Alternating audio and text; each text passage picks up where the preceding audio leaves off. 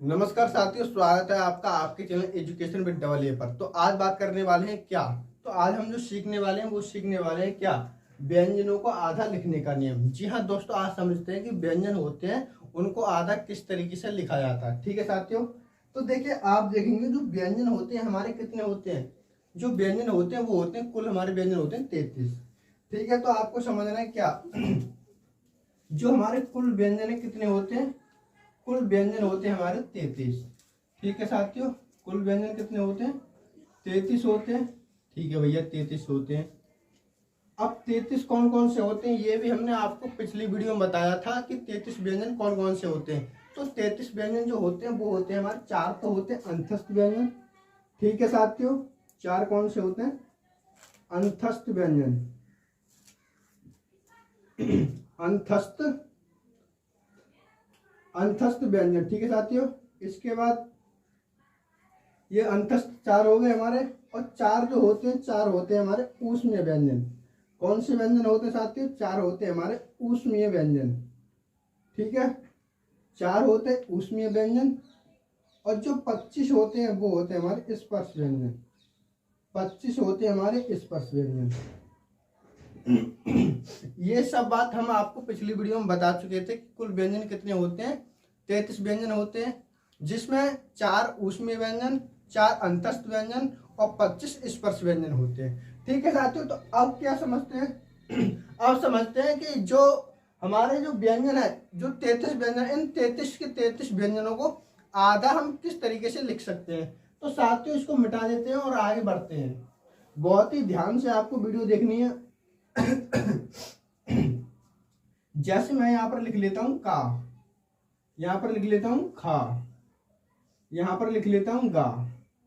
ठीक है साथियों, तो ये मैंने का खा गा तीन शब्द, तीन बड़े यहां पर लिखे। जो आप देखिए, जो ये ऊपर वाली लाइन होती है ना, ये वाली, इसको बोलते हैं शिरोरेखा। क्या बोलते हैं साथियों, जो ये ऊपर वाली लाइन होती है इसको बोलते हैं शिरो रेखा। ठीक है साथियों, इसको बोलते हैं शिरोरेखा। और जो ये खड़ी लाइन होती है खड़ी लाइन कौन सी, ये वाली, ये दिख रही है आपको, ये खड़ी लाइन, ये खड़ी लाइन, और ये बीच में खड़ी लाइन, तो इसको क्या बोलते हैं, तो इसको बोलते हैं खड़ी पाई। जी हाँ दोस्तों, ये वाली है, इसको बोलते हैं खड़ी पाई। क्या बोलते हैं, इसको बोलते हैं खड़ी पाई। ठीक है साथियों, इतनी बात समझ में आई होगी। जो ये ऊपर वाली लाइन है इसको शिरोरेखा, जो ये बीच वाली है ये वो होती है खड़ी पाई। तो दोस्तों अब समझते हैं कि व्यंजनों को आधा किस तरीके से लिखा जाए। इतनी बात समझ में आई, इसको बोलते हैं क्या, शिरोरेखा, इसको खड़ी पाई। अब इधर ये बात समझ में आई तो इसको मिटा देते हैं। ठीक है साथियों, अब देखिए, अब समझते हैं व्यंजनों को आधा किस तरीके से लिखा जाता है। अब देखिए, जो 22 व्यंजन होते हैं, 22 ऐसे व्यंजन होते हैं, कैसे व्यंजन, जो कि जो ये खड़ी पाई है इसको हम मान सकते हैं क्या, खड़ी पाई को घर की दहलीज, घर की चौखट मान सकते हैं। तो ये 22 व्यंजन ऐसे व्यंजन होते हैं जो घर की दहलीज यानी कि खड़ी पाई को पार नहीं करते।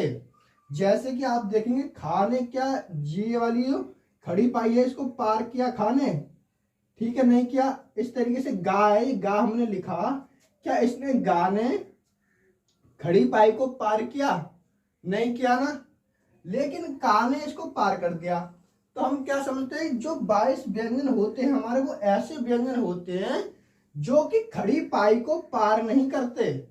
ऐसे 22 व्यंजन कौन किस तरीके से होते हैं, तो जैसे आप देखेंगे यहां पर चा, चा हो गया, जा हो गया, झा हो गया, ठीक है साथियों, आपका ना हो गया, आपका मां हो गया।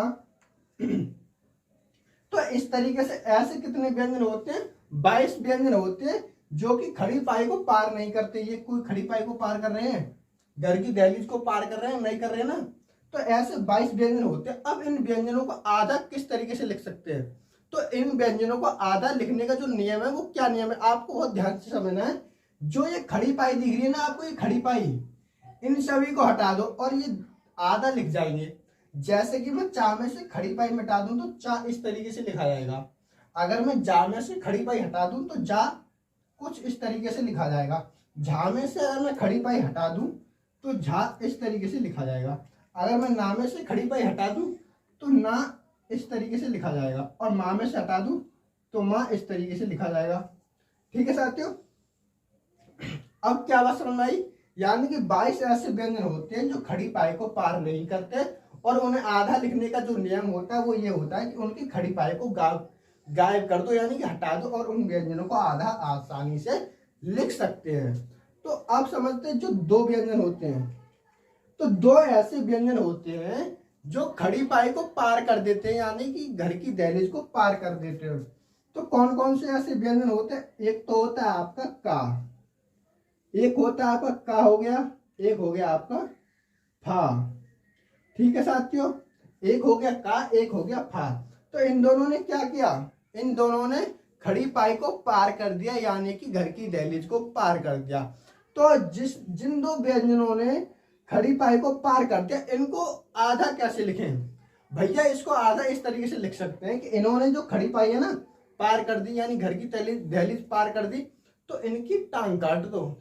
इतने बदमाश निकम्मे के अच्छा कि जो घर की दहलीज को पार कर रहे हैं, इनकी ये हिम्मत कि घर की दहलीज को पार करें, तो भैया इनकी टांग काट दो। ये हमने इनकी काट दी टांग।